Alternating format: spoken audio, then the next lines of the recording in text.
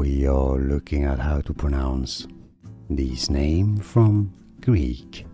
Philosophy will be looking at how to say more names from ancient Greece as well. Stay tuned, there are different ways of pronouncing it. For reference, in Greek it is said as Aletheia, Aletheia, but in English it's often pronounced either Aletheia, Aletheia. Some say it also with a stress on the first syllable, as in Aletheia.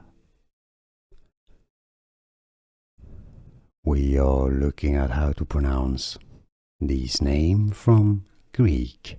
Philosophy will be looking at how to say more names from ancient Greece as well. Stay tuned, there are different ways of pronouncing it. For reference, in Greek it is said as Aletheia, Aletheia, but in English it's often pronounced either Aletheia, Aletheia. Some say it also with a stress on the first syllable, as in Aletheia. Here are more videos on how to pronounce more confusing words and names too many mispronounced. Like this video if you found it useful. I appreciate your support. I'll see you soon and thanks for watching.